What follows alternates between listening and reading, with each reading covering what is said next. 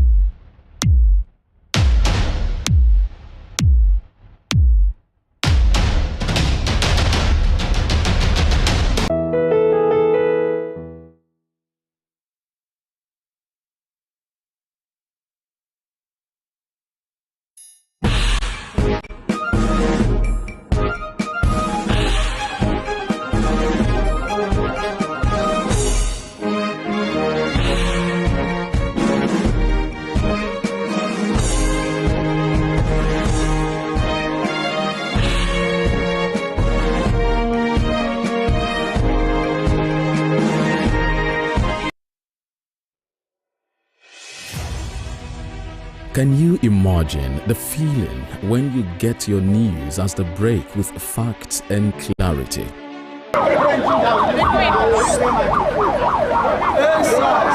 Our news are reported as it is. In Africa, and all those who masterminded the way it happened will have to pay a price. Enjoy Western programs, projecting culture and tradition to the world.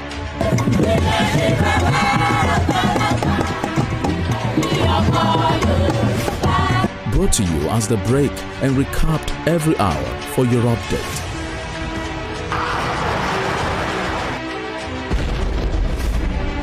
Fellow Nigeria, how to improve your welfare is of paramount importance to me.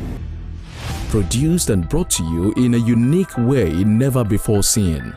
Western Spring and Western Spring Television. Television is coming home in your color and culture.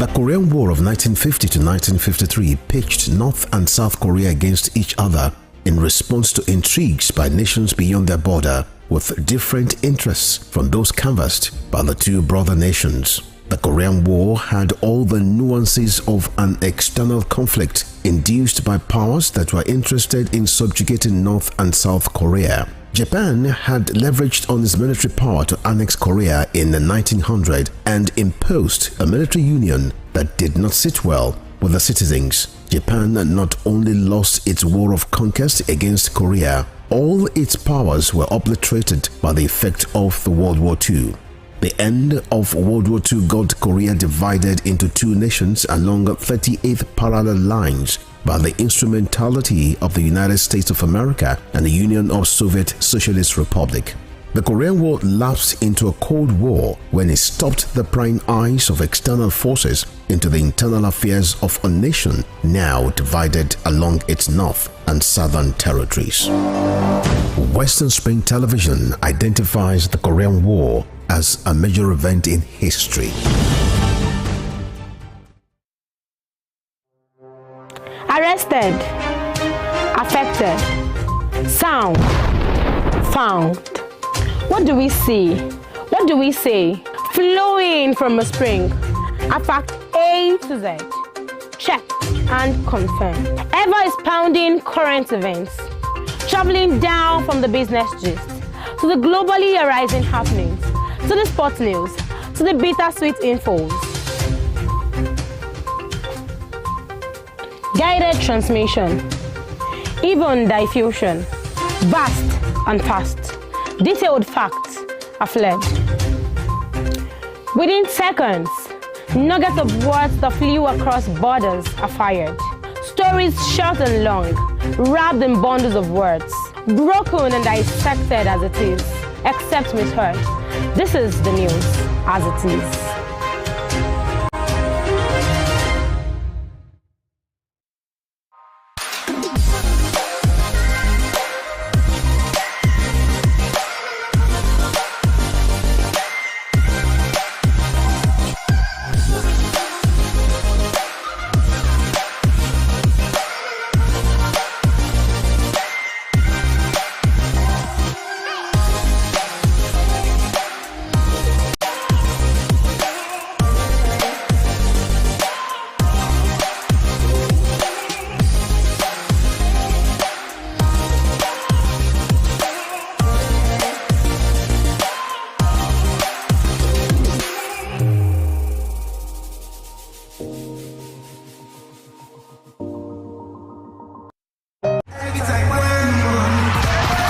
There's nothing better than the roar of your fans. But in Nigeria, there's a roar that will not be heard again. With fewer than 50 lions left in the wild, they could be extinct in the next few years. From loss of habitat and prey, and snares set for illegal...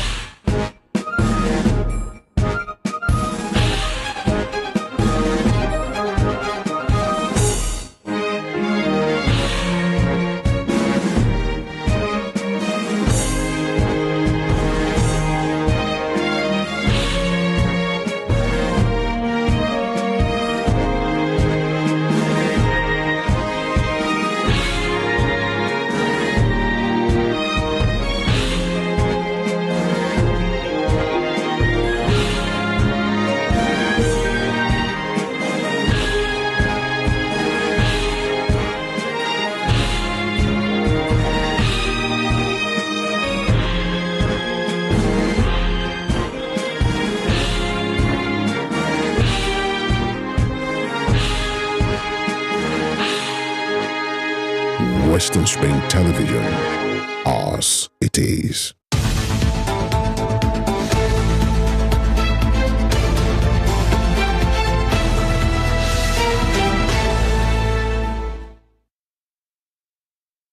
All right, good morning, distinguished people, all very important personalities watching us at this time from every part of the world that you're watching us from. Arise and shine. It's another day, another time, another opportunity, another chance at life. You're welcome to Morning Spring on Western Spring Television. This is a program where we look into and discuss very important issues of public importance. That's what we look into and look at this time. FEMI OHIOLEI is my name, and it gives me great pleasure to welcome you on the program today, the midweek edition, and it promises, as usual, to be very, very interesting, something that you'd love, because that's what we do here, analyzing, critiquing these issues. We bring it to you on a platter. Firstly, we look at the headlines. That's the major stories that we find on our major dailies every day, and at the other side of that, we then get talking about these issues. Once again, good morning, Evelyn. Good morning. Morning, Femi. How are you doing today? Very well. Good morning, everyone. Thank you for joining us on this edition of Morning Spring. It's 221123, 22nd day in the month of November 2023. And again, we are grateful to God for life. Years where we interrogate issues happening all across the country. And of course, you know that we'll start with the dailies first, checking through the front page of some dailies to know what has happened in the last 24 hours in our country. and outside. Before we move to the conversation this morning, my name is EVELYN. OHIOLEI. All right, you're welcome. And checking through what has happened in the last 24 hours. It's been a barrage of, budget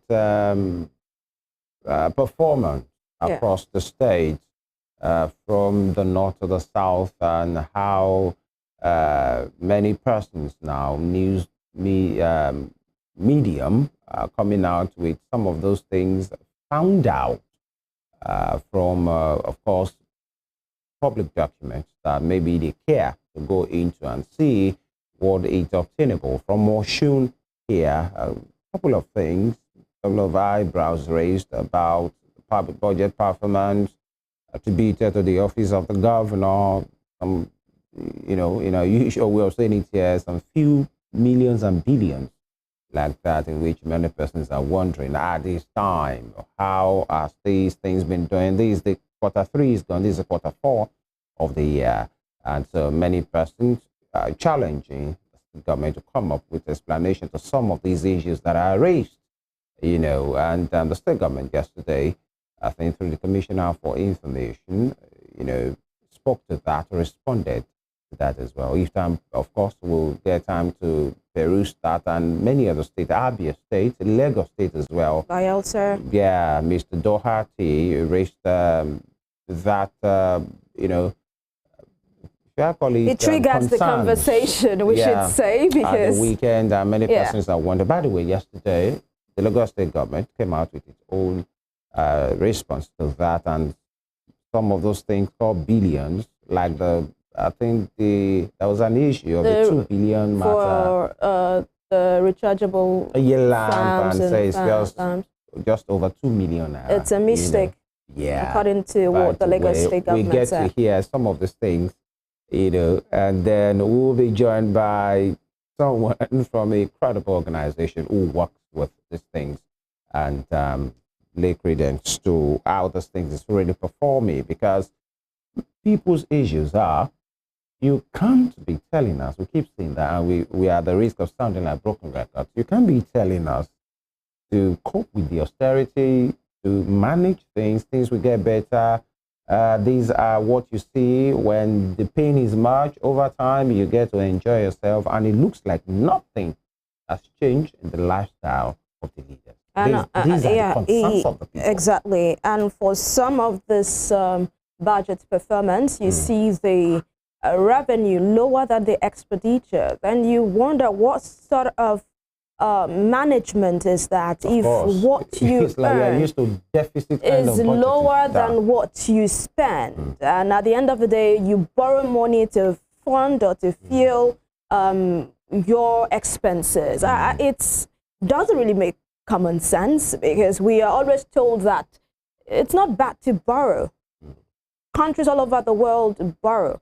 But the issue is, what are you borrowing for? When you borrow to fuel expenses that are avoidable, that is where Nigerians have some things to pick with you. Especially when you're telling the same people to bear whatever they are going through. Tighten your belt. Yeah, and the thing is, for some persons, the belt is even no more available. Now it's just them and their schemes. We get to interrogate all that this morning, but shortly we'll go on a break. When we'll come back, we'll go straight to the headline.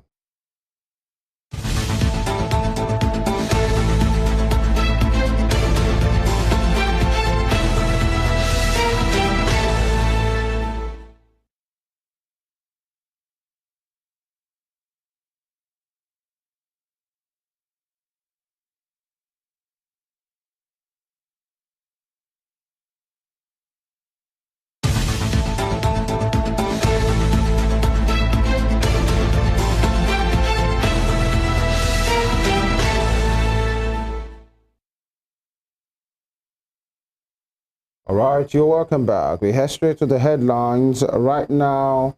Let me start here from The Punch for today. The Punch newspaper. And on The Punch, states spend 1.7 trillion naira on trips, meals, others. borrow 988 billion naira, almost a trillion. Now, riders, states borrow 988.48 billion naira from banks, others in 9 months, states. And governors get over 87 billion naira for security votes, and Ondo denies 7.3 billion naira diversion. Okay, interesting. And then for you to research your headlines, and the next thing you're looking at is the picture of what is happening in some of our schools. And that's quite a sharp contrast. We've just read, you know, things being done in billions and millions, and the future, you know, supposed futures of tomorrow. How do they even say it now? The leaders of tomorrow. And the leaders of tomorrow are in this condition. You wonder the kind of impartation that will be happening in some of these pictures you are seeing. Ghetto in paradise. And the Punch. Abuja pupils learn in shirts. Endure dumps odor. You can see the picture there, like you are in a high DP camp or something, and you can see them. That's the leaders of tomorrow in Nigeria.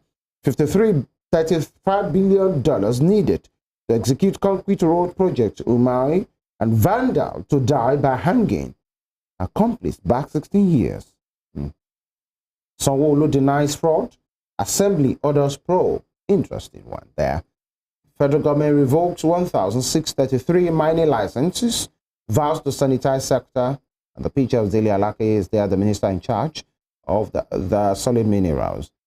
Nigeria, Germany signed $500 million renewable energy gas deals and insecurity. Military blames Forex, demands special court for terrorists. At this point, and I welcome our in-house analyst, Lade Jalabi. Good morning. Good morning, Femi. Good morning, Good morning, Evelyn. Yeah. How are you doing today? Very well, thank you. Good to have you here. And of course, the big one on the front page of the Punch is state spends 1.7 trillion naira on trips, meals, others borrow 988 billion naira. And of course, governors get over 87 billion naira for security votes. Ondo deny 7.3 billion naira diversion DG, but then take it with a picture you are seeing underneath. How do you connect these two instances?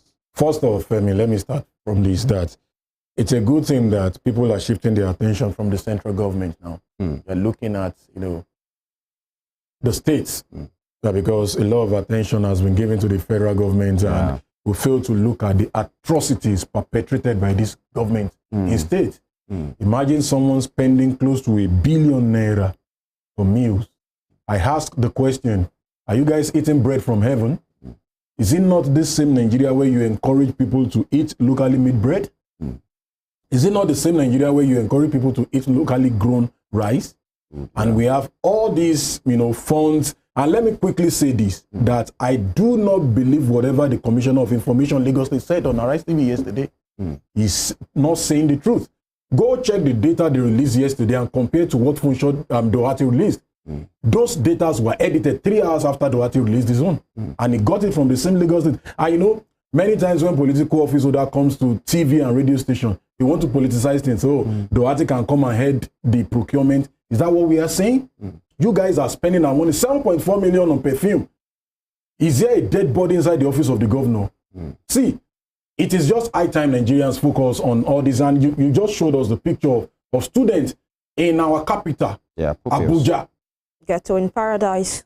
In our capital, and you know, just move away from that place to central area in Abuja, Maitama, Gwarimpa, Garki, Asokoro. You feel like, is it the same place? I just thought student learning on the shit.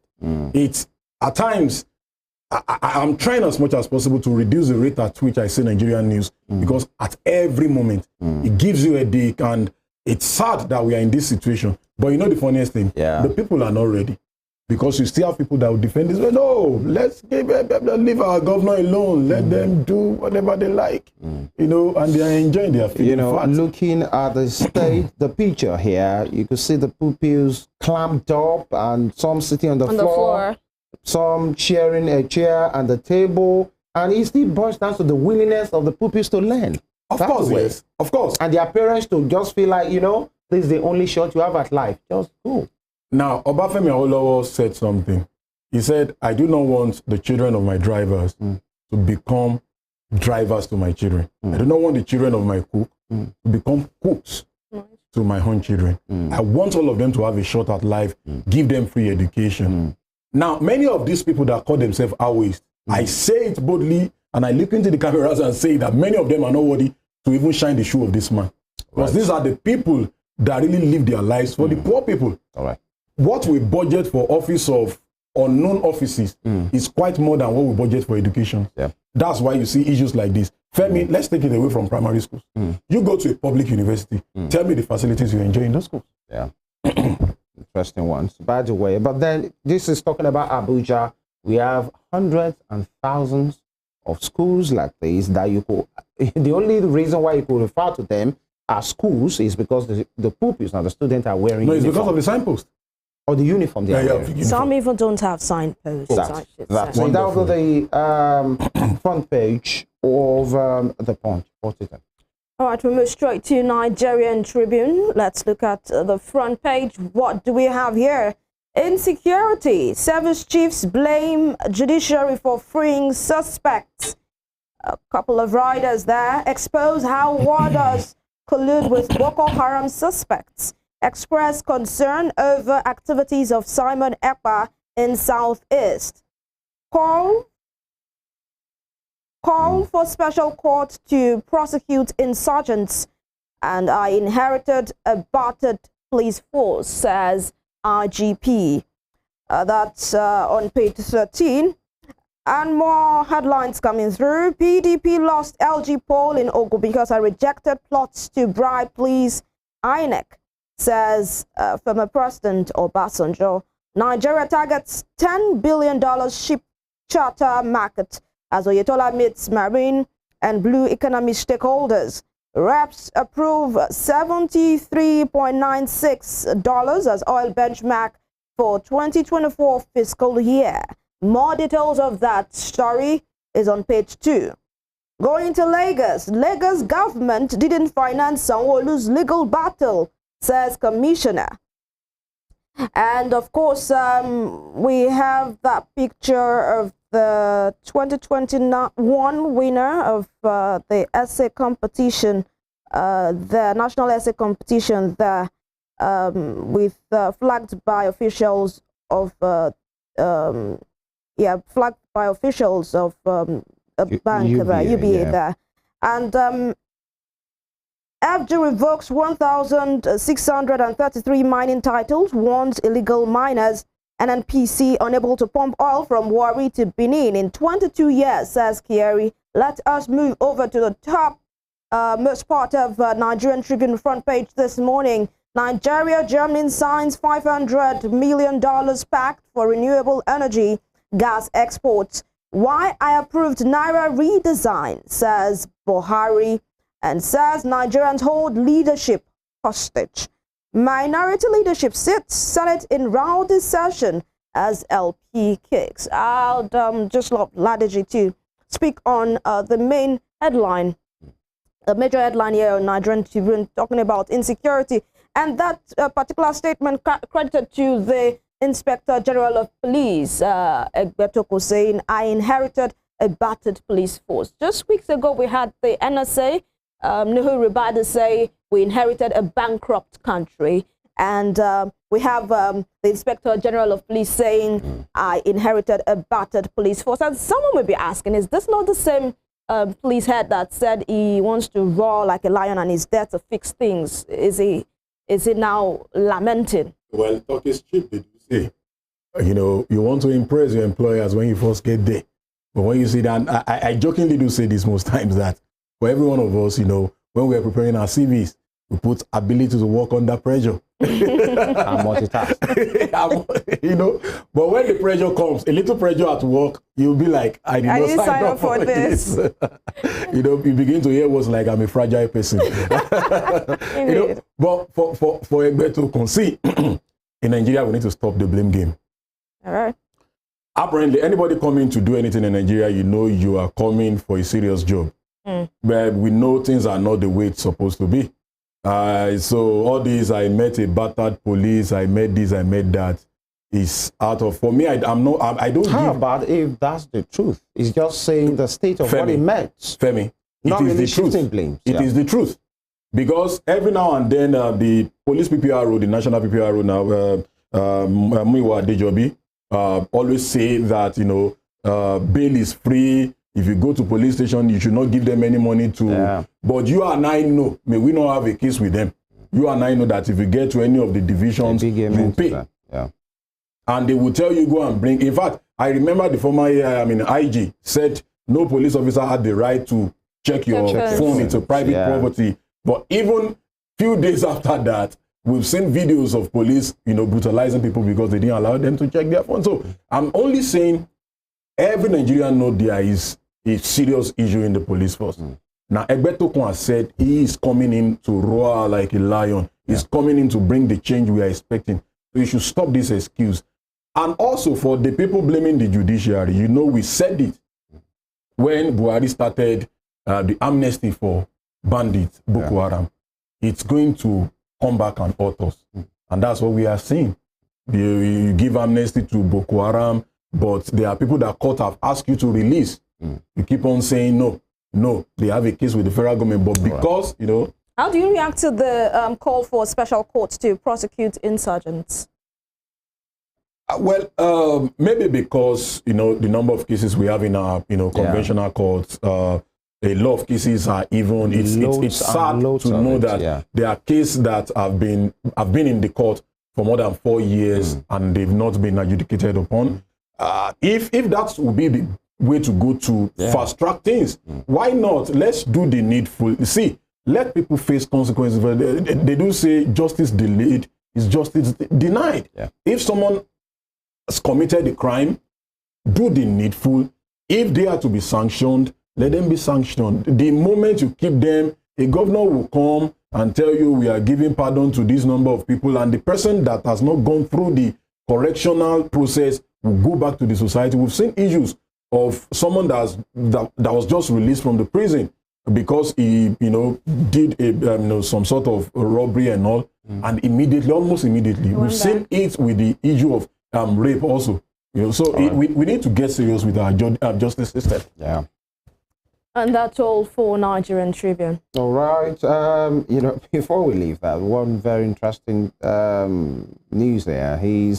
Why I approved Naira redesign, I'm not even bothered about that, is the writer that says, Buhari saying Nigerians hold leadership hostage.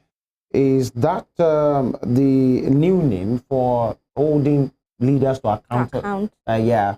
Is it, I think in another, it said Nigerians are difficult people to govern. All right. Interesting one there. We'll get to see one of these days if we have the former president here, to speak to him about his time in office. 8 years is quite a long time, by the way.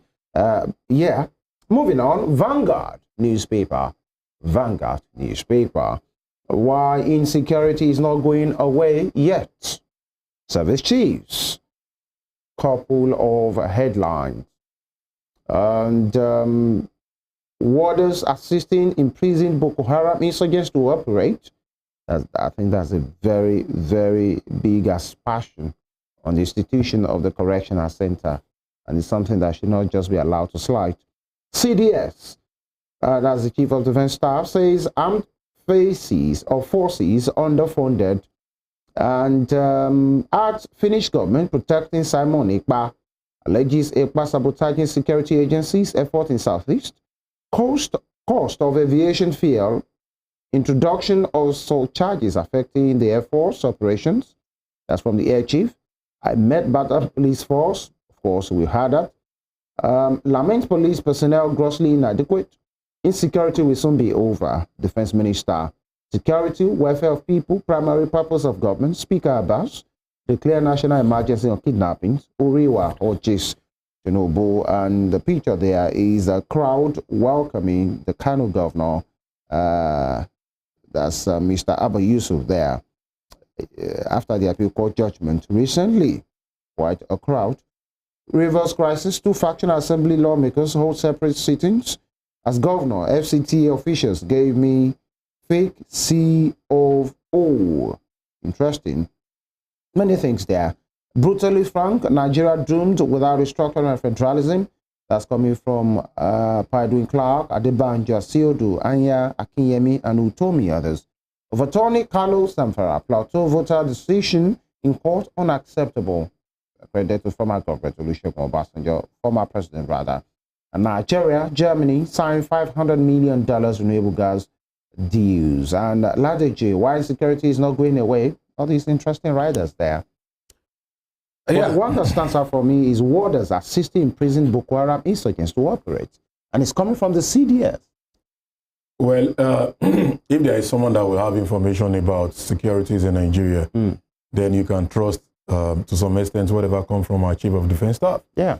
I don't want to say it's a non-fact, but I want to say that for a bit of things that we know also, we know for every agency there are bad eggs there, you know, and the correctional facilities, I mean, correctional centers is of no exception in this case. I just feel, you know, it boils down to what I've been saying all along, that there should be repercussion for people's action. You know, when you fish a corrupt person, let him or her face the consequence. So it will serve as deterrent to other people. Yeah. So that said, let me quickly say this on Simon Ekpa. Yeah. I think the federal government, you know, sorry, yeah. I have a bit of cold this morning. Now, but the federal government need to do the needful. If it is possible for us to repatriate Nnamdi Kanu, if it is possible for us to work with the Benin Republic government to get Sunday Igboho, please, that guy is becoming something else. Nigeria government need to work with the Finnish government. I know he has a Finnish citizenship. Let them work with them. He's becoming a nuisance, unnecessary nuisance. He needs to be repatriated. Let him come and face the rot of what he's creating, because also we have gullible people that follows his directives. So, and he doesn't have any authority to command any seat at home anywhere. Sit in Finland and be causing trouble. You know the funniest thing? He enjoys his life in Helsinki, and you are here, you know, fomenting trouble in Nigeria. I beg the federal government of Nigeria, do all you can take. If it need be, you have a diplomatic agreement with Finland government, please do. Bring that guy back. Let him come and face the law. All right, that will be all from the front page of the Vanguard. We move to Delhi Independent newspaper at this time. Military asks FG to tackle Finland over southeastern security. Riders there says country encouraging separatist leader Simon Ekpa. Judiciary partly contributing to insecurity across the country. IGP says he inherited abandoned, ill-motivated police force. Away from that, Plateau Assembly gets new speaker, Deputy OHIOLEI Farm resign. Uproar in Senate as Akpabio washes hands of a choice of minority leaders. More details of that is on page 29. And Lagos keeps an open book. Procurement controversy misrepresents truth, says Governor Sanwo-Olu. We didn't spend 927 million naira in 3 months feeding OT and family, says Abia government. For more details is on page 7.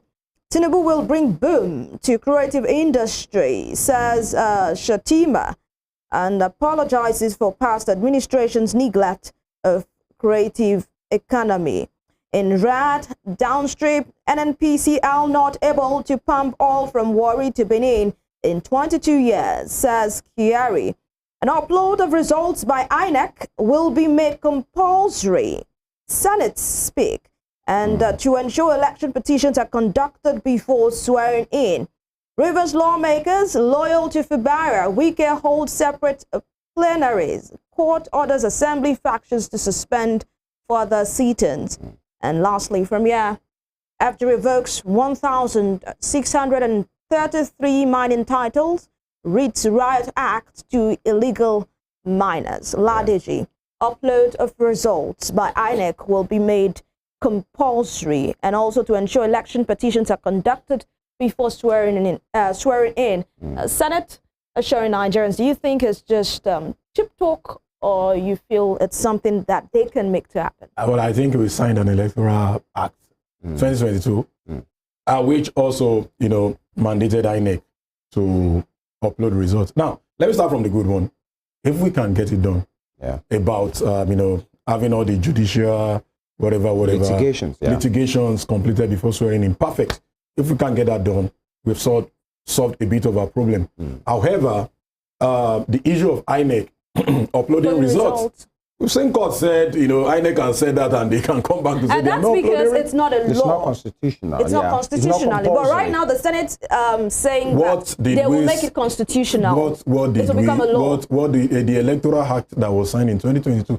You also remember that INEC, in fact, a few hours to the election, when people said INEC has said they are not uploading again, INEC released press statements. Even the chairman said it, that for transparency's sake, we are going to do this, we are going to do that. I don't believe that one bit.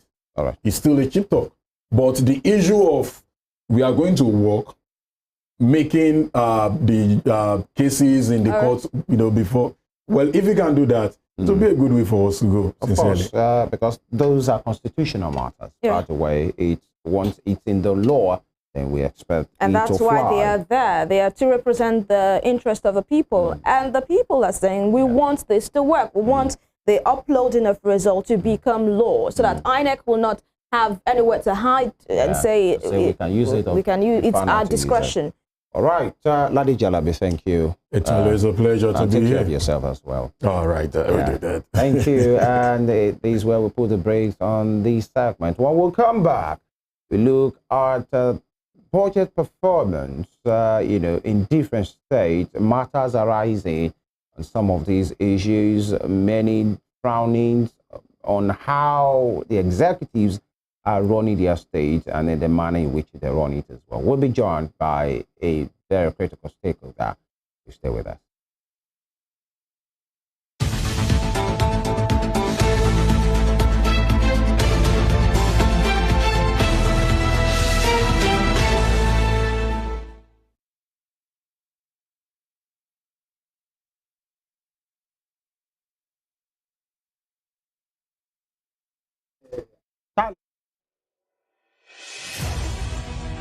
Can you imagine the feeling when you get your news as the break with facts and clarity?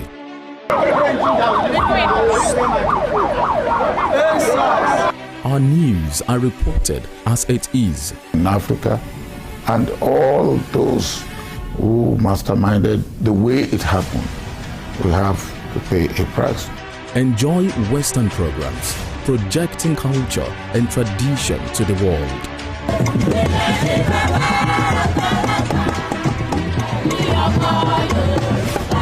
Brought to you as the break and recapped every hour for your update.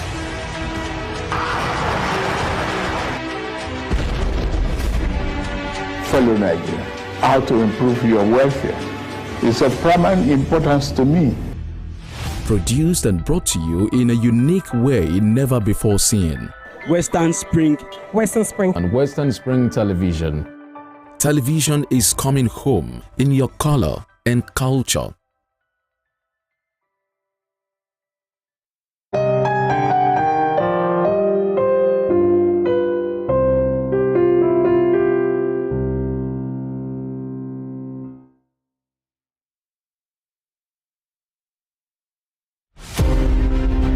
The Korean War of 1950 to 1953 pitched North and South Korea against each other in response to intrigues by nations beyond their border with different interests from those canvassed by the two brother nations. The Korean War had all the nuances of an external conflict induced by powers that were interested in subjugating North and South Korea. Japan had leveraged on its military power to annex Korea in 1900 and imposed a military union that did not sit well with the citizens. Japan not only lost its war of conquest against Korea, all its powers were obliterated by the effect of the World War II. The end of World War II got Korea divided into two nations along 38 parallel lines by the instrumentality of the United States of America and the Union of Soviet Socialist Republic. The Korean War lapsed into a Cold War when it stopped the prying eyes of external forces into the internal affairs of a nation now divided along its north and southern territories. Western Spring Television identifies the Korean War as a major event in history. Arrested, affected, sound, found. What do we see? What do we say? Flowing from a spring. A fact A to Z. Check and confirm. Ever is pounding current events. Traveling down from the business gist to the globally arising happenings, to the sports news, to the bittersweet infos. Guided transmission. Even diffusion. Vast and fast. Detailed facts are fled. Within seconds, nuggets of words that flew across borders are fired. Stories short and long, wrapped in bundles of words, broken and dissected as it is, except misheard. This is the news as it is.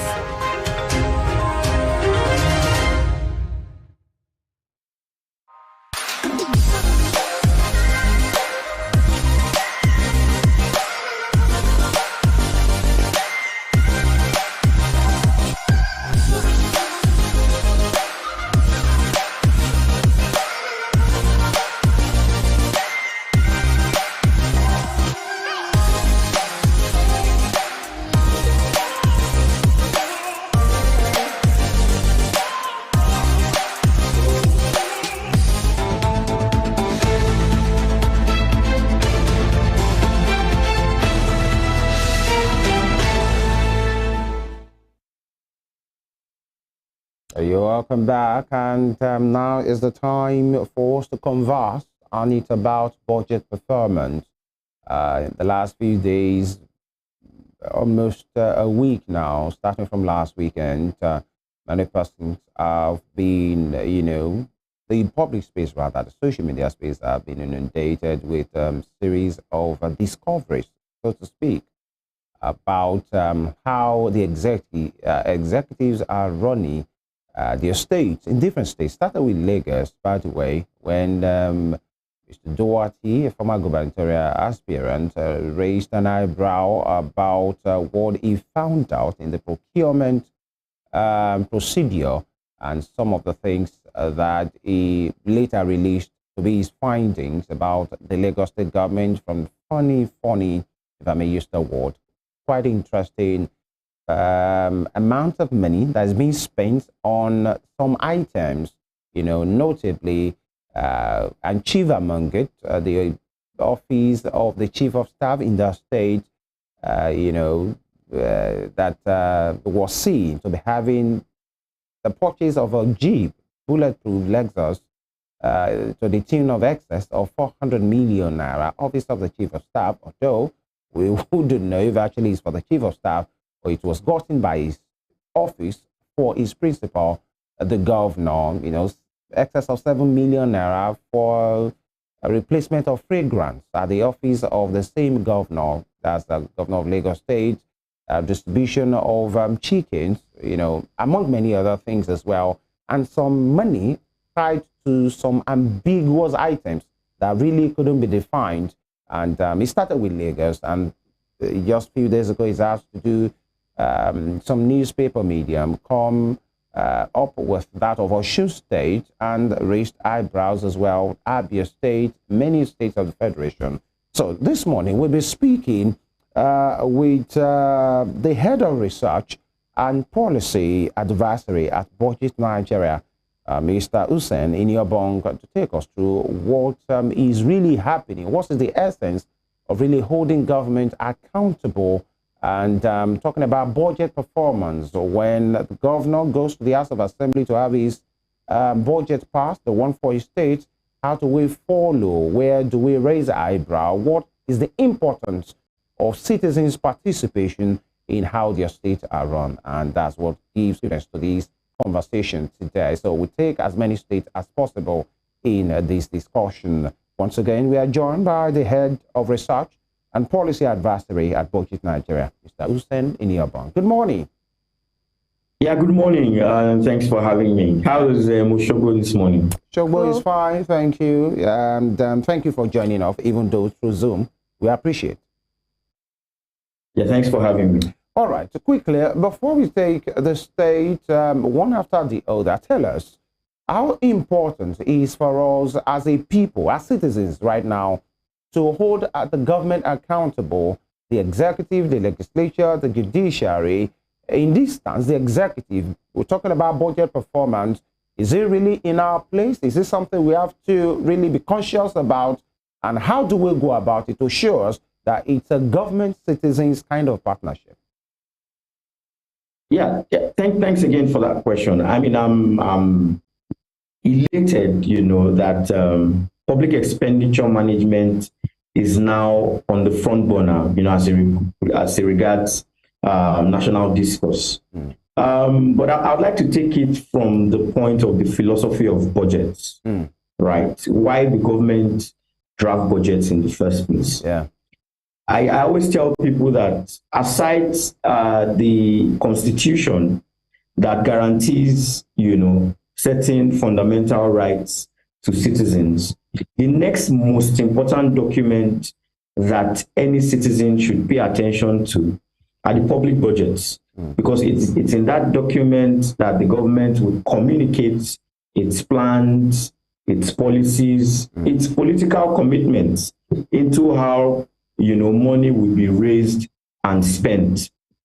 So we found it worrisome that after the election cycles, when people have elected people into office, they just vacate the seat of the active citizen, and they go about their business and expect that miracles will happen.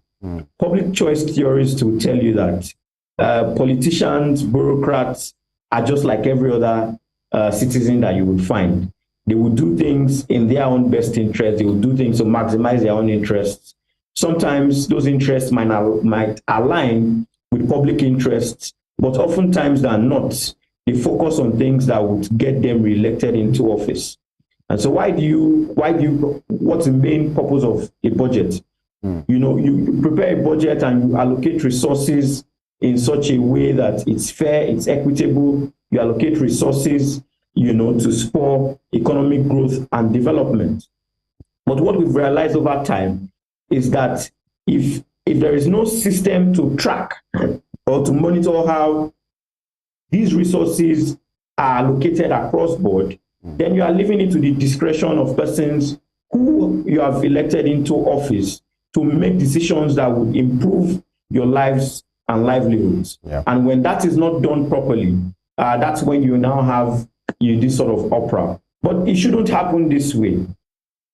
Citizens, other accountability groups should be interested in tracking the process from, when these policies are drafted, from when, priorities are established with regards to how resources are allocated to specific ministries, departments, agencies, programs of government, to how these resources are now spent.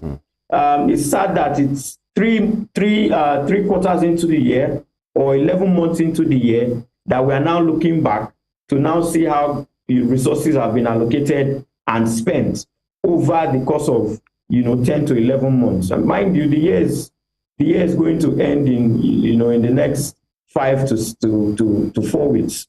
But it's good that this conversation has started. But my fear is that it doesn't go cold. The thing about things on the front burner, the public discourse in Nigeria is after 2-3 weeks, you see that people return to regular programming. But, if we do not stay on these issues, if they do not inform how we elect people into public office, if they don't inform how we hold leaders accountable, these things will continue to exist.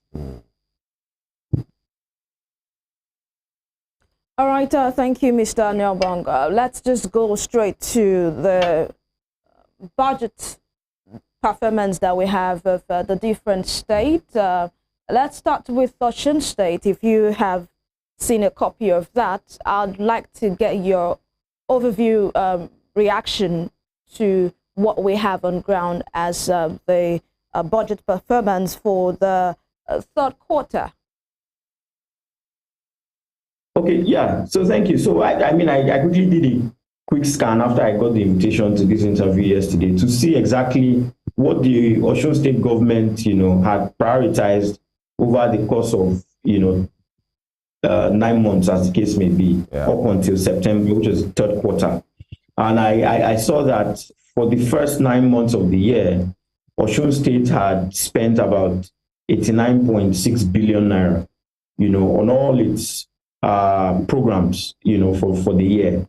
And of that sum, about 15% of that went to debt service. When I mean debt service, you are looking at the principal payments on loan and the interest on the loans.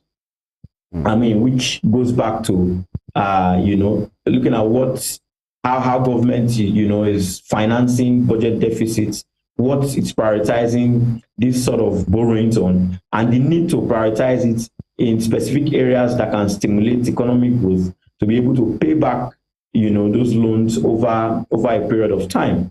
For sectors like the agricultural sector, 1.26% of what has been spent, over that period, went to the agricultural sector. 1.41%, which is 1.3 billion, went to waste management. Another 708 million has gone to community development. Then if you look at critical social sectors like health, education, social protection, about 10 billion, has been spent on health so far, 16.8 billion on education, and another 10 billion, on social protection. So more broadly, this is how Osun State has allocated resources through the budget in the first 9 months of the year. Yeah, and so how will you rate such a budget performance? What, deduction do you make? Is it something positive, something opaque? Because even before that, I wanted to ask, how do you rate a budget, especially, and you said something very instructive, which I think everyone should take note of. It is the budget, following of the budget as a citizen should not just start at the expenditure level, at when things are being done, the performance level. We're supposed to take note of how those things are being conjured, what has been allocated to a particular thing, even the moment it's sent to the State House of Assembly. And I think that's where the conversation should start from, because in many that we've seen, you could see some items that are tied to some particular amount of money, but it's just opaque and ambiguous. You can't really pick what those things are meant for.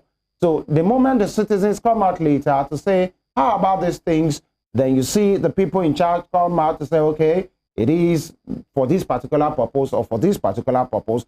How is it important, before we go on in the performance of Osun State, is for budget and the way it's structured to be tied to things that are measurable, that can be picked. And, many have said maybe the reasons why people in charge do that is just to fleet away resources under some ambiguity and some opaque nature, in which, okay, for example, if somebody says 100 million naira for, poverty alleviation, and then you wonder under which guise to do what, to get what at a particular time. So tell us, how critical is it for people that make budget and to tie whatever they are tying to something specific? Because apart from Osun State, for what you have seen in Lagos and other states as well, it appears sometimes those things are shrouded in things that you cannot pinpoint. How is it important? How important is it for budget guys, for people who draft it, to make sure that these things are tied to things that are measurable, that are quite categorical and specific? Yeah, thank you. Before I get to this last part of the question, which is at the heart of the principles of budgeting, I would like to come back to citizens' participation. I would say that even before, the budget gets to the House of Assembly for review. Citizens' participation should start at the point when the budget is even being conceptualized. Because a budget is supposed to reflect the needs and preferences of society. Now, and for that to happen, it means that some form of consultation is supposed to happen before you even begin to decide on what programs to, to make provisions for in the budget, before you begin to allocate resources to those programs. Needs assessments are supposed to be conducted in communities across board to know what exactly are the pain points of these people, especially if you situate that within the fact that the resources are not,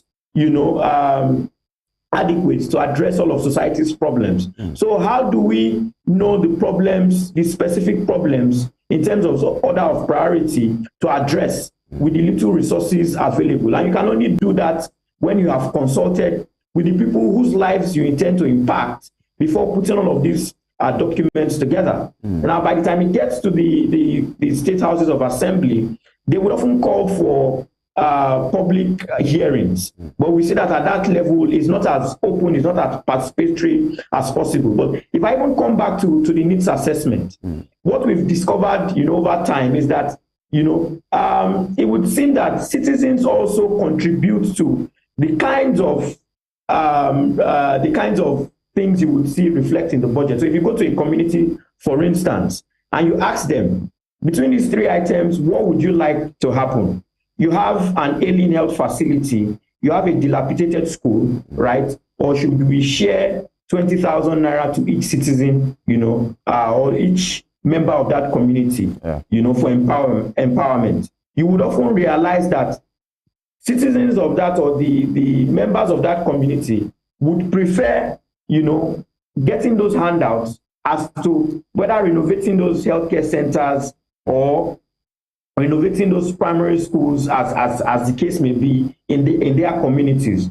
When these politicians come to them for their votes, what do they use as leverage for the votes? What do they use to bargain? Do they prioritize these same social issues that they come to complain about when, public expenditure has commenced? Or is this done after the fact? And so citizens are not entirely blameless when it comes to how government spends, in some instances, recklessly, some of these items that you have identified. Now, coming back to specificity around the budget, I must say that these budget implementation reports that you see are somewhat a summary of government expenditure, right? But if you look at the budget itself, you would see that there's more detail as to how government allocate resources. And so that's why we've been clamoring that in terms of reporting for expenditure, it would be good if government is able to report in the same way it drafts the budget or it presents the budget report, so that per line item, people are able to see what exactly it is that you have spent on what had been allocated to specific budget lines in the budget, as against these aggregated reports like you would see with the budget implementation reports. But that's not to say that this is not sort of progress from what has been happening in the past. One good thing that has come from the SIFTAS program that was implemented over the course of 2018 to 2022 is that all of the states have been able to align their budgets with a national chart of accounts that now makes you see what government is spending, looking at it more broadly across programs, what it's spending on, the ministries, departments, and agencies of government. But for us to be able to properly hold government accountable, I agree with you that in terms of reporting, it's important that the way the government, displays its projects, its activities in the budget, that's the way you should report spending on those same activities. All right, Mr. Iniobong, very insightful there. But I'd like to talk on the wasteful spending that you mentioned. Looking at this table, the budget itself, especially the ocean budget, you'd see that for some reason the revenue is lower than expenditure. you see a particular ministry bringing in a particular amount of money, say 33 million. Let's look at the Ministry of Agriculture, for example. That's 3 million, and the expenditure is about 142 million.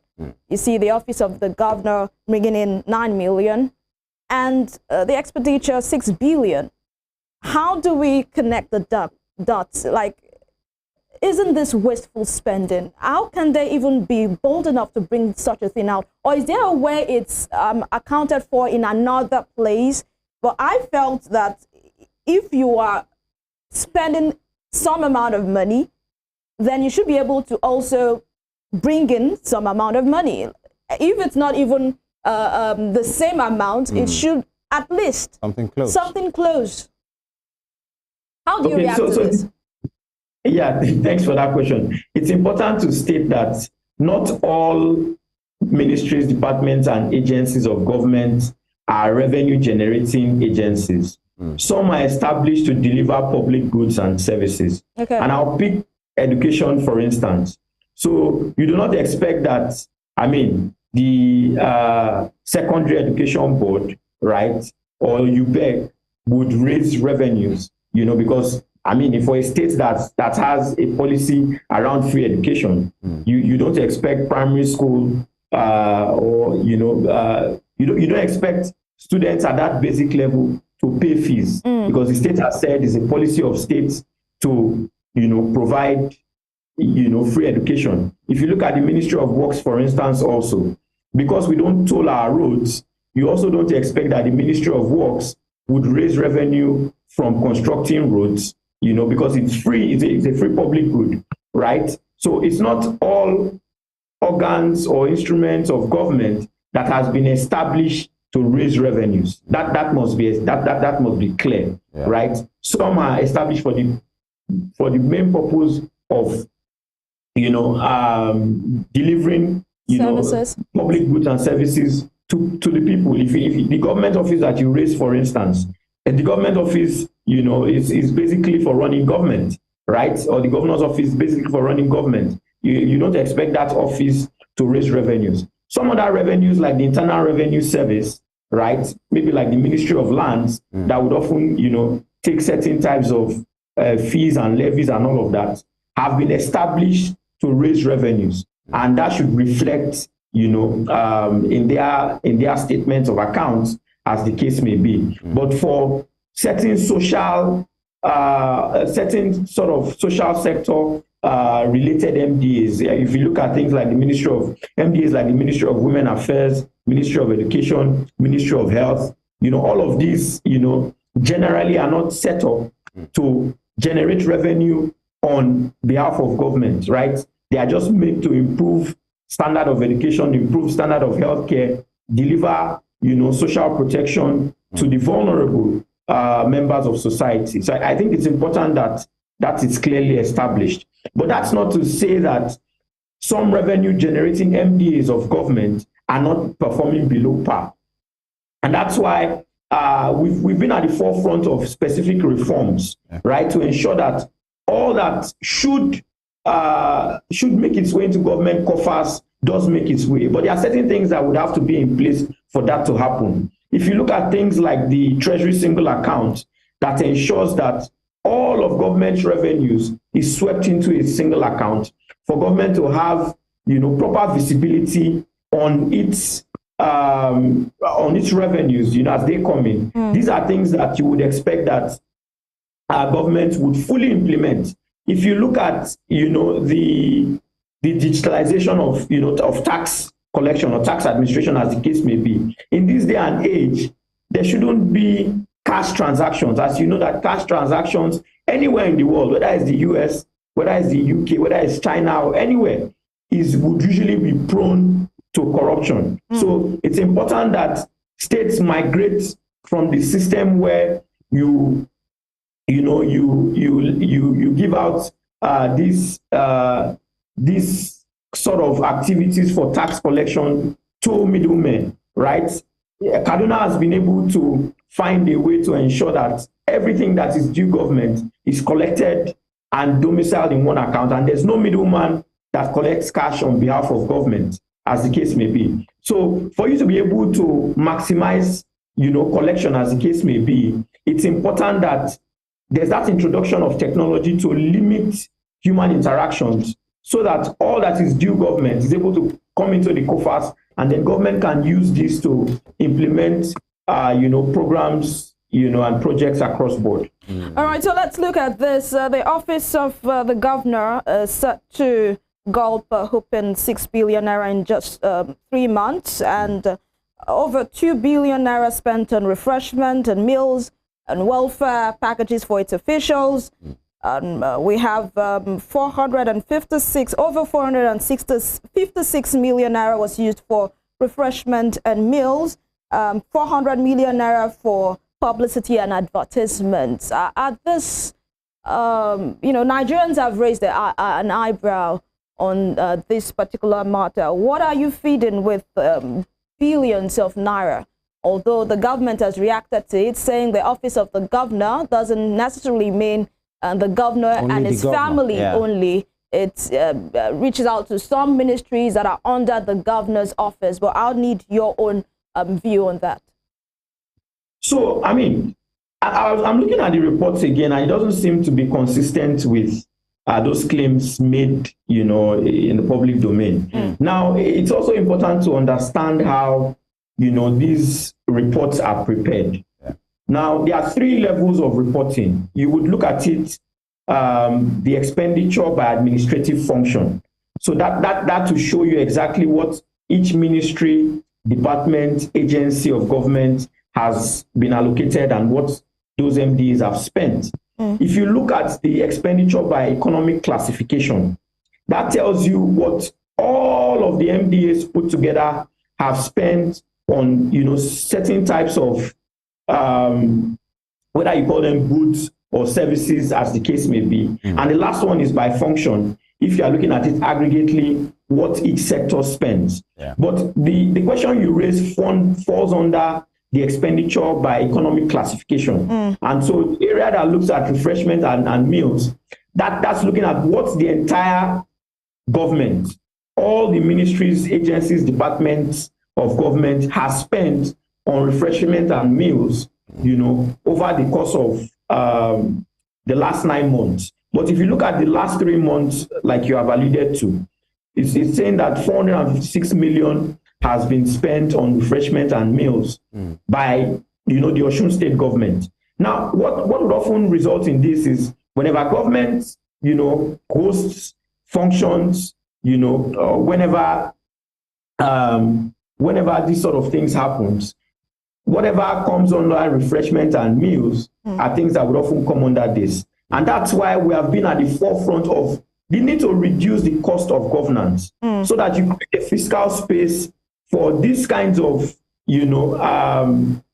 allocations to be spent on plans and programs that should be more important, to citizens, right, as the case may be. But it's important to say that all of these expenditures under the economic function are not expenditures carried out by just the governor's office. They are expenditures carried out across all the different ministries, departments, and agencies of government. But that's not to say that these are not things that, would have been reduced and those funds redirected to areas that impact more on the lives of the people of Osun State. If you go down to things around subsidies, I find it very, very worrisome that in this day and age, governments are still spending on religious pilgrimage. We don't have enough resources to be able to provide adequate health care, to provide, quality education, to even provide motorable roads for people to fly on, but we are still finding resources to send people on religious pilgrimages. That's where, I have a problem. In the 9 months of the year, the Osun State government spent 154.9 million naira on religious pilgrimages. I don't think that's what should be happening, if you situate that within the current, economic context. This is something that could have gone to providing succor palliatives to, the poor and vulnerable in communities in Osun State, as to funding the the religious pilgrimage trips of certain individuals of the state. So it's important that, beyond what is, what is gaining momentum in the media, that we look at these reports and, really interrogate what government is prioritizing these very meager resources on, as the case may be. And the moment, the government sees that people are beginning to pay attention to these things, right, then maybe we will start to have, a semblance of what governance should look like. And this brings me back to the issue of public procurement, which was at the fore of, what happened in Lagos State. Yeah. Now, it would interest you to know that all of these things that you see happening now didn't happen by chance. It boils down back to the SIFTAS program, where the federal government had to take a loan of $750 million from the World Bank to incentivize reforms across the states. So they designed a program to say, okay, for the states, you guys are not releasing your expenditure reports. You are not releasing your budgets. You are not being open about public procurement and all of that. So we have designed a program to say, if you release your budgets before XYZ time, you will get $1 million. If you release your budget implementation reports before XYZ, you get $2 million. And so across different indicators, there were incentives for implementing these reforms. And so on public procurement alone, the states got all the states, cumulative sum of $2.5 million to first establish a public procurement agency, to enact a public procurement law, and to establish an e-procurement portal. That's why it became possible for citizens to now go online and see, what exactly government, the kinds of contract governments have awarded, who the beneficiaries of these contracts were, are, and the sums, even the status of the implementation of those contracts. But what we've realized is that since the end of that program, states are beginning to, sort of pull back on some of those reforms. We're doing a review of the public procurement portals, e-procurement portals of states across board. And we've realized that for some states, they have even disabled that e-procurement portal, because of the uproar that happened with Lagos. For some other states, you see that the most recent information is that for 2021, and Abia is faulty in this instance. For even Osun states, that we're speaking to at the moment, we've seen that only about 10 or 15 procurements have been uploaded to that portal. Not all of the procurement that government has embarked on, right, in this year 2023, has been uploaded to that portal. Right. So we find it very, very, very disheartening that you have benefited $2.5 million from putting these things in place, but we are not getting the full value for money. Because mind you, these are loans that federal government is having to pay back to the World Bank for these reforms. And so why would states be going back on these reforms when Nigerians or taxpayers are going to pay back these loans, that have been used to incentivize these reforms? All right, it's quite instructive where you have just landed right now, because many persons will be wondering how come this is the case. Number one, how do we hold the state accountable? Who does that? In as much as you and I, the generality of the Nigerian people, through taxpayers' money that will be used to pay back these loans, that was meant to intensive, as an intense incentive, rather, incentive to make sure these people are, encouraged to do what is right. And they are not doing that. And the loan has been procured. Number one, Mr. Iniobong, how should we hold them accountable? Who should hold them accountable so that they do what is right? And number two, before we go to Lagos now, in the area of procurement, in fact, that's where many persons are really interested to say, you talk about procurement, how was it done? You talk about bids and contracts and the way things are gotten, who does it? What is the transparency behind these things? And these are very important issues, because It's not just by having figures and items on the budget. When it's time to do the in a manner of speaking, who is responsible? How is it done? We should be seeing them, and so that we can hold them accountable. Those two concerns. Every citizen of this country should be involved in holding government accountable, right? In communities, resources have been allocated to constructing community roads, to remodeling or refurbishing, their primary healthcare centers, to providing consumables for those primary healthcare centers, to renovating schools in those communities. So it behoves on every citizen of that community to hold their elected officials to account. We've elected you to hold this office, on our behalf. We've elected you to make decisions to make our lives better. So it's important that we extract this development from you. Else, you get kicked out. So citizens should not wait for, your TV station, should not wait for a budget, should not wait for, certain civil society organizations to make these demands. They are the ones that have the agency to demand, what is due them from their elected officials. When these guys are going to demand for their votes, they don't come to me, they don't come to you, they go to their constituents to say, give me, your trust through the ballot, and I will do X, Y, Z for you. So why is it difficult for citizens to hold these same persons accountable? So it's important that citizens know that the role of the active citizen is one that everybody should assume. I mean, the media will try to, enlighten them, you empower them with more information to make their engagements more constructive, more productive. But at the end of the day, they have the sole responsibility to extract this sort of accountability, to extract the kind of governance that they would demand from their elected officials. We would help them understand the issues. We would provide them with the data like we're doing on this program. We will provide them with the information, with the guidance on how to engage.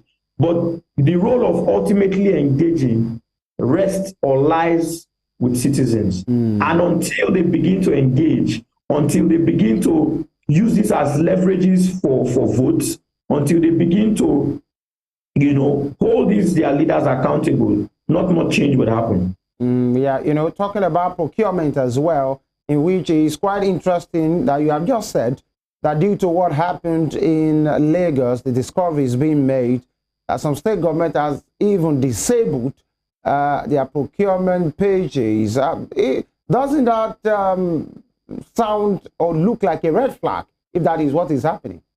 It's a serious red flag, and for us at BudgIT, we are taking stock of what is happening across the states. And in the next 1 or 2 days, we will call them out publicly, and share the links to the portals so that the citizens of those states can go there and check to see if the $2.5 million that they got as incentives to set up those portals, if they are getting value for it. All right. Aside the fact that some states have disabled their portal online, some going at the back end to change some figures of some items. We saw the one for Lagos State where about 2 billion naira was allocated for the office of the deputy governor to purchase rechargeable lamps and fans. And 3 hours later, checking that same website, it has been reduced to 2 million naira. And the governor of the state, reacting to that, said it was a mistake. And humans make mistakes, if you would agree with me, Mr. Iniobong. But aside that, people are also concerned about the companies that are awarded these contracts. An investigation by a Foundation for Investigative Journalists says that some of these companies are even non-existent with the Corporate Affairs Commission. Some are inactive. And we know that for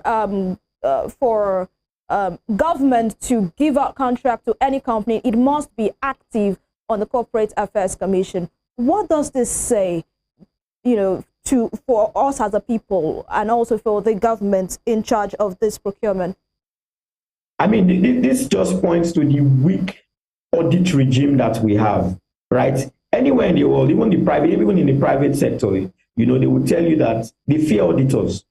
But in the public sector, nobody seems to be, you know, afraid of the Auditor General of whether the state or the federation. And that's because, you know, these governments have systematically and deliberately, you know, weakened that office. The office of the Auditor General is one that is supposed to check a lot of these, you know, instances of corruption, of, you know, outright theft. But what we've seen, you know, across board, whether at the federal or at the state level, is that, you know, the office of the Auditor General doesn't get adequately funded. And even in instances where, you know, they discover certain infractions and they make certain recommendations, nothing is done to bring anybody to account. We are living in a society where people feel that they can do anything and get away with it. And until we begin to, you know, pay mind to consequence management, until people begin to see that there are consequences for wrongdoing, that there are consequences for fleecing the state, there are consequences for stealing from the state, nothing will change, right? You have the Public Accounts Committee in the state houses of assembly. Those committees are comatose. So until these instruments of state, these organs of government, because that's the importance of the separation of government, you know, so that these committees in the houses of assembly can pay mind to these kinds of things and, you know, call people for hearings, and then the law enforcement can go in and, you know, and prosecute people for these instances of corruption. But none of that is happening across board, and that's why you see that, you know, people are becoming more emboldened to engage in these kinds of practices. And it's not exclusive to any state. It's happening across board. All right, you know, let's talk about and move to Lagos State properly now, and with what has been seen so far, especially since the last weekend, at the instance of what Mr. Duarte posted on his X handle to say these are what he has seen as a citizen, an indigene of Lagos State rather, is this is right to say how come these are some of the things that I've been seeing. I'm sure you've seen that document itself.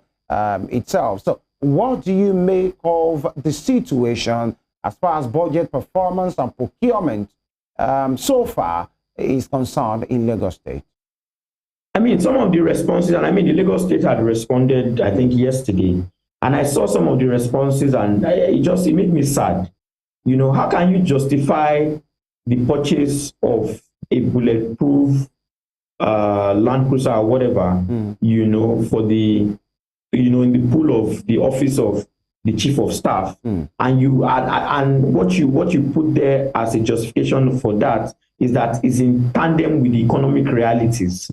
It's sad. I mean, I want to try as much as possible to be appropriate with my language on this station. Yeah. But with the level of poverty, you know, on ground, you know, with the level of suffering of the average Nigerian, especially, I mean, with you know, with respect to energy prices now, the cost of diesel, the cost of petrol, which has had an impact on the cost of transportation and the cost of food. I mean, a bag of rice is almost 60,000 naira. How can somebody come out in public to tell you that the purchase of a bulletproof Jeep for somebody who has not even been elected into office, who is an appointee of the governor, is in tandem with the economic realities? It breaks the sensibility of Nigerians.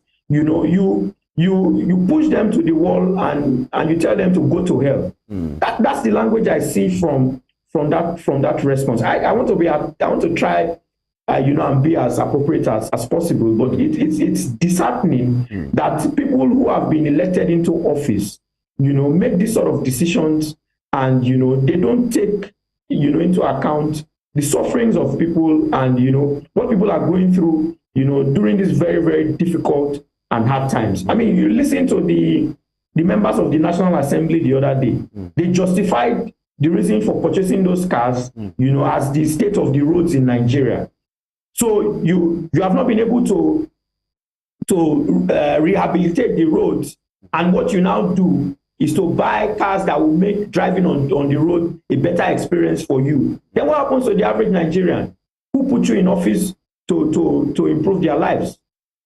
You know, it's quite, for the want of a better word, saddening to hear such responses. By the way, the case of the bulletproof Lexus, one will say, gotten for somebody, the office of the chief of staff is a chief of staff to the governor, for God's sake, not to the people. So this is 440 million naira in the pool of the vehicle for somebody that serves the governor, because the office of the chief of staff is only for the governor, not for the people. And so many persons are wondering, and beyond the Jeep, 7 million naira for the replacement of fragrance, isn't it? At the office of the governor, one is wondering what's going on here. What kind of order do they have at the office of the governor for them to want to get something to the tune of 7 million naira? My colleague just talked about a 2 billion naira item that was later reduced to 2 million naira, and it was said that it was a mistake. Now, where do this place the people, by the way? Not just singling out Lagos State, because it appears this is the norm, a sad norm in many of the states as well. When situations are like this, you know, at a particular forum or, you know, media, television station yesterday, a handler of the government was saying that if Mr. Doherty, you know, by the way, is so much interested, he could just apply for the post of being a procurement officer. Doesn't this speak to the fact that doesn't the people have the right to come out and express their opinion, either the person is a politician or not? And by the way, essentially, where does this leave the people? What can the people do? It appears the people are helpless, isn't it? The people are not helpless. The people are not helpless. I mean, these are signals that people are docile. For people to be able to do these things, you know, to have the presence of mind to do this, to have the confidence to do this, is because they know that nothing will happen to them. And I mean, during election cycles, you see the kind of narrative, you see the kind of verbiage coming from. These are the same people who defend these people, right? And it happens across board. You see that what happens is when you're trying to hold somebody accountable, the people from his region or the people who, you know, who are benefiting from the person's stay in office would defend that person. When he moves to another person, it's the same thing. So that tells you that the behavior is the same across board. You get the sense of, oh, yeah, I will protect my own thief. You can protect your own thief. Until we come to that realization that we have to develop collectively as a people, we are not going to make any progress. So the people are not without blame in all of these things happening, right? They provide cover for these politicians. I mean, you see videos of politicians going back to their communities, very, very poor communities. They go there with all of the retinue of, you know, security and armed law enforcement agents, and you see people lying by the road, welcoming them, running after their cars, and these are the same people that you think would hold those people accountable. The people are not blameless in all of this. So until we begin to, you know, really take these things seriously, we are not going to make any progress. And that's why when people say that Nigerians get the leaders they deserve, I don't argue at all, because I know that when it comes to the selection process, Nigerians are culpable in the kinds of leaders that get elected, you know, into office. All right, Mr. Iniobong, you know, it's often said that Lagos is one of the few states that, you know, are doing well in the nation. It's called a mega city. We have loads in industry. It is the commercial capital of the country. And, you know, some people have the opinion that Lagos is doing so well. But with what we have seen lately, can we say that Lagos is doing bad compared to the opportunities, compared to the resources at its disposal? I mean, there are a couple of things to commend Lagos for, right? But with the size of the public purse, with what, comes into public coffers on a monthly basis, there is a lot more the state can do. I mean, even the government would agree to this. If you look at the state of the roads across board, there's a lot more that can be done with regards to that. If you look at waste management in specific areas of the state, there's a lot more that can happen. If you even look at primary health care, right, there's a lot more that can happen. And so across board, right, there's still a lot more that can happen with the resources that, the state makes on a monthly basis. But that can only happen if we, are able to identify these areas of waste. We're able to identify these areas where grand corruption occurs and redirect these funds to areas that would improve the life of the average Lagosian. When I mean Lagosian, somebody living and doing business in Lagos. Because if you look at what Lagosians, business people pay as taxes, and you take your poll, you would see that it's not commensurate with the kinds of services that people often get. If you look at people who drive the public buses on the road, the amount of taxes that they would have to pay, sometimes nuisance levies, because all of that does not get into the coffers of the states. You call right? it nuisance and levies. Right from that. Sorry? I said you called it nuisance levy. I mean, if somebody is stopping you at every 5 NEPA pole to collect 100 naira or 50 naira, is that not a nuisance levy? Go ahead, please. It's a nuisance levy. If somebody is coming to your table stop, if you sell in the market, every 3 hours or 4 hours to come and collect a certain levy, the person constitutes a nuisance. So that's why I call it a nuisance levy. So citizens are paying much, but there's very little value that they derive from what they pay as taxes, whether to the states or nuisance levies to non-state actors. Because at the end of the day, what has left their pockets has left their pockets. Whether it makes its way into government coffers is a different ballgame entirely. All right. Talking about procurement transparency, budget performance transparency, many persons feel some states, by the way, and are doing well, but then it appears being transparent in the way you are spending is not the same thing as being judicious with the the resources at the disposal of those in power. By the way, transparency on one side, having a good value for people's wealth is another thing. And so one would say this matter in Lagos is as a result of the fact that the procurement and the budget performance of Lagos is quite transparent.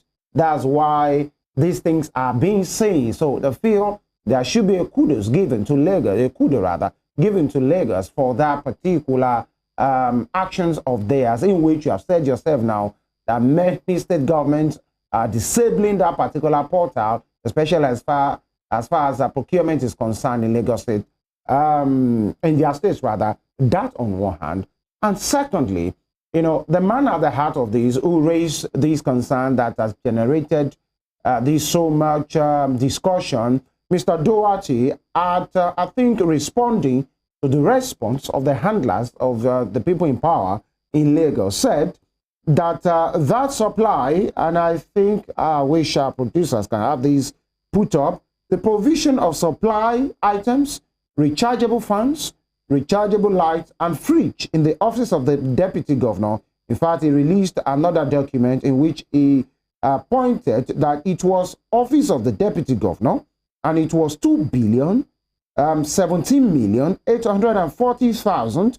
He said it was an art copy by Jutcom Enterprise, 19th of July 2023, and he went further to say monthly empowerment programs of the wife to the deputy governor to the tune of 30 million naira. And so these are some of the things that are being seen at this time. Now, when the response given by the state government was the fact that the 2 billion thing was a mistake, is that tenable? Is that considerable for someone to hear that a tune of 2 billion naira has been reduced to 2 million naira? Mr. Iniobong. So, I mean, this is not the first time this is happening. In a state I would not like to mention, they had released the Accountant General's report in 2019, and certain infractions were discovered in the report, and an investigative journalist put out the findings where the state government had spent way and above what was appropriated on certain items in the budget by the House of Assembly. Initially, the government had come out to say the report was fake, was spurious, you know, because they hadn't gone, the Commissioner for Information had not gone to see the report before responding.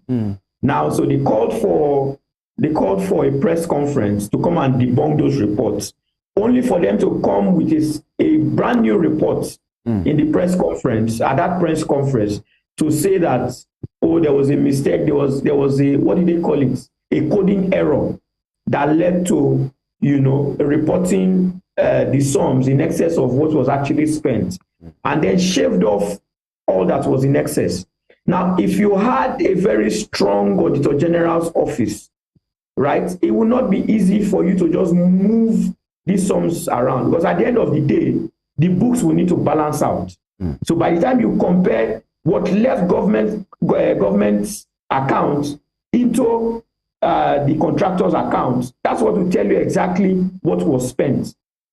So until we have that very robust audit regime, it will be very easy for governments to come out and, you know, debunk things like this, or change figures, or pull out reports and replace them with what suits their narrative. But I do not have the information now to be able to decide on whether what the government is saying is true or not. It's only if we have access to the government accounts that shows what left the government account for this particular purpose into the contractor's account. That's the only way we would know whether the government is telling the truth or not. Whose duty is it to empower the Office of the Auditor General? I mean, they have been clamors for the what do you call it? For the Auditor General's office to be autonomous, right?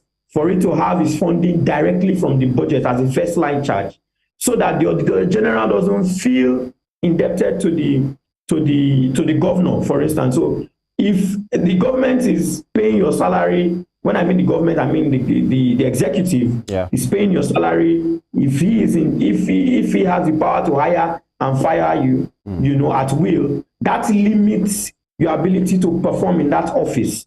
But if you have the covering such that whatever funding you are getting from government comes directly as a first line charge from the accounts of the state, and that the governor will need 2/3 of the House of Assembly to remove you from office, it gives you a security of tenure for you to be able to properly, you know, carry out your function as the Auditor General of the state. And how is that advocacy coming through? Is it still a conversation ongoing, or it's something that has been killed totally, to use that word?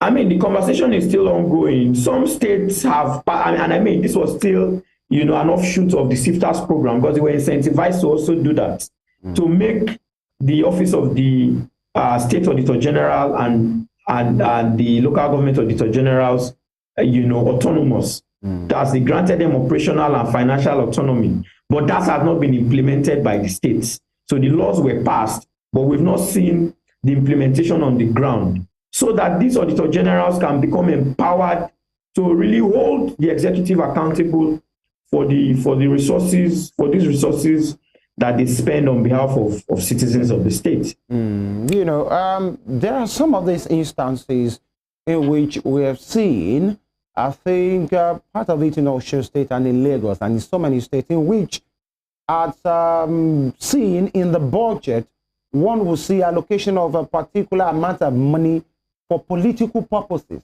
for election purposes, and then you wonder, or for rallies and campaign support for this, and you are wondering, are these allowed by the law, within our laws, to have these provisions made in the budget for political purposes, using the state money for political purposes? Is it allowed?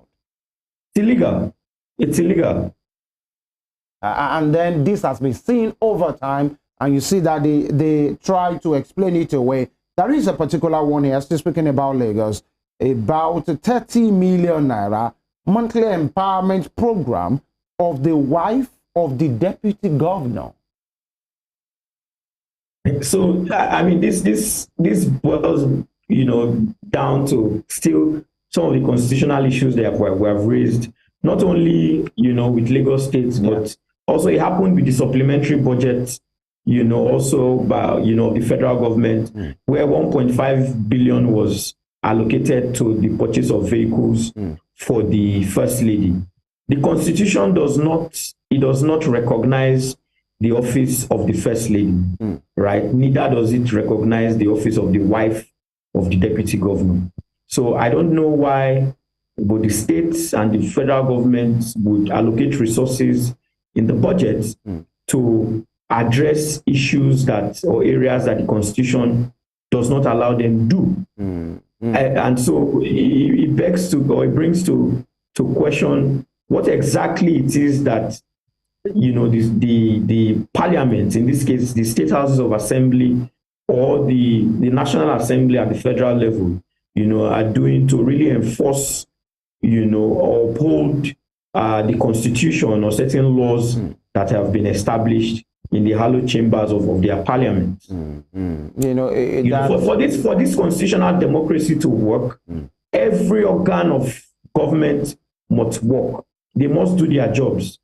If one organ of government fails, or two, all of them, we are not going to get dividends of democracy that we so desire. Yeah, that's quite true, because one would say for houses of assembly and many things that are being seen there, in fact, many have touted them to be, most of them, some of them in a very large volume, respectfully speaking, like appendages of the governor that you don't really get to see them really doing the work, especially when you have a party dominate a particular house, and so they work at the instance of the governor. So as we take it home, Mr. Iniobong, today, because of time, we'll have taken other state, but then we have to take it home now, and we know you have to run as well. What can we do more when these things happen? And you see, we've seen handlers of the government, spokespersons, commissioners in different states go to media houses to defend these things, even when it seems is indefensible. But sadly, it appears that we just move on. Okay, I understand we have to reconnect with Mr. Iniobong and EVELYN. The point I'm trying to make is this: sometimes it appears like these issues will come. The CPS, spokesperson, Commissioner of Finance, budget, anybody involved in different states will go to media houses at the instance of the TV stations or radio stations to come and speak on this matter, defend whatever they know how to do best, and then it appears that we'll move on. Yeah. And another issues will come another time, and we move on. Someone once said the lifespan of any conversation in Nigeria is 2 weeks. Max. 2 weeks, another issue will come up, and we just move on from that. And it speaks to us as a people, what we give priority to. We're in the era of trends. Let me put that word, trends. This is what's trending. Let's talk about it. No one wants to talk about what has trended a month, 2 months ago. Seeing it through. And it speaks to Mr. Iniobong was talking about us deserving that.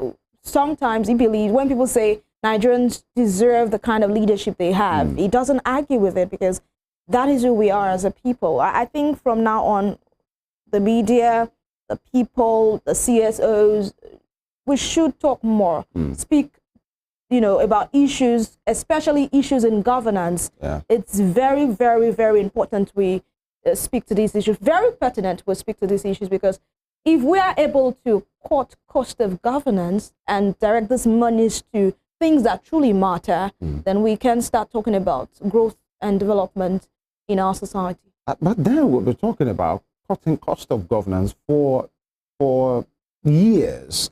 And it appears even when this government, this political party is struggling for power, the moment they get there, see that the same thing goes on. In fact, there is a political party that many persons are thinking if actually they get into power, they will do things better. And then there was this issue over the 140, 160 million SUVs. And many persons are thinking, representatives of that political party, talking about, let's take it there, Labour Party, are going to reject because of who the arrowhead is and what the party represents. And many persons are wondering. And in fact, the only thing we got to hear is the fact that those parliamentarians asked their party if actually they are the ones that will give them the vehicles to work, if actually they will not collect this 140, 160 million worth of SUVs. And one is wondering, it appears, and it gives credence to what some persons talk about, that the political class is like an entity, just like one. Is when they want to vie for power and position, that could go through different means, and they almost do the same thing. And then you are wondering, we just talk about the 1.5 billion provision in the budget, and that has been signed into law. It's a law. You have to provide these things. That is even if those things have not been provided for. I know we've said even recently that no wonder, or little wonder, Mr. Karimi was saying, you guys are always speaking on us. Shine your eyes on the executive and you will know that. Do you know what they do there? We are lesser sinners, in quote. But then, Mr. Iniobong. And it appears really that we pick on them unnecessarily as well, in as much we will not do the same thing to the executive. A vehicle in the convoy of the chief of staff, 400, excess of 400 million naira. Wow. Interesting. It's quite interesting. And, in defense to that, not my defense, though, the commissioner for budget in Lagos was saying that those vehicles are not really for use by the chief of staff to the governor. So it's for who? But they are for use by when they have dignitaries come into the state. The other time we had the German chancellor visit the governor of the state, Olaf Scholz. Those are the kind of cars they go to pick him up and, drive him through town. So it's not really necessarily for the office of the chief of staff. How about when Olaf Scholz or Scholz go back to his country? What happens to the car? Other dignitaries will come in. Who are the dignitaries? I mean, Lagos is a busy place. The biggest dignitary in Nigeria is the president. I do not mean the I'm just saying, Nigerian that's the highest office in the land. Okay, it has to be for, okay, all right. I know that's not your defense. It's not my defense. Yeah, that's what he has said. That's what the defense there are some things that when these guys come and talk about, you want that, okay, you just have to do your job. And, there was something I actually saw on X, on social media, when Mr. Funsho Duarte triggered this conversation. And we had people coming to defense saying, have you checked for Abia State? Go and check what your governor is doing. Have you checked for Ekiti State? Go and check what your governor is doing. Why must you focus on Lagos State governor? And I'm so we try to justify. Are we trying to see who is the lesser sinner here? Because my governor is doing, because your governor is doing it, then my governor should also do it. Why should you pick on my governor? And that speaks to what Mr. Iniobong said about them having defense from the people. Each year, each cycle rather, we have people that will come to the defense of those people because that's where they eat from. So you cannot tell me it's time for me to eat from this government and you're saying that we should do it the right way. I'm just speaking here. As we take it home right now, is the fact that there are some that are not even, quote unquote, eating. But because the person there is from my clan, is from my tribe, is our political party, is our time. And, we vote, and it's quite acceptable, so to say, it's all right, along so many lines. So many persons will vote for somebody because he's from region A. So many persons will vote for somebody because he's from their tribe, or he's from their movement, or he's a former old school student, and then, But the thing is this, in the middle of all the sentiment and our decision, one thing we do is we get to gain, enjoy, so to speak, the decisions that we make. And it's not just about yesterday, it's the fact that whatever we do now, we get to enjoy it. Yes. And so that would be our parting shot. Let's do things rightly, either at the executive level and even we as citizens of this nation as well. You talked about what you saw in your trip about people just messing up a particular facility that a particular government has invested in, and that's our own part as well. Let's do what is right, and then we can hold our leaders accountable. This will be the size of the program for today. I want to sincerely thank Mr. Usen Iniobong, the Head of Research and Policy Advisory at BudgIT Nigeria. It's a pity where he lost the connection and we are not able to get him back. A big shout out to him as well, and to everybody doing what is right. FEMI Ojo is my name. Enjoy the rest and the best of your day. God bless Nigeria. And let's inform you, it's the anniversary week. Yesterday was training, the day before, and it continues like that. WSTV at 1. Please do follow us on our social media platforms at X, Facebook, and Instagram, of course, and our YouTube channel at Western Spring Television. Bye-bye. I am EVELYN OHIOLEI. Thank you for staying through to us till this time, and we make a return tomorrow. Until then, ensure to do the right thing. Bye-bye.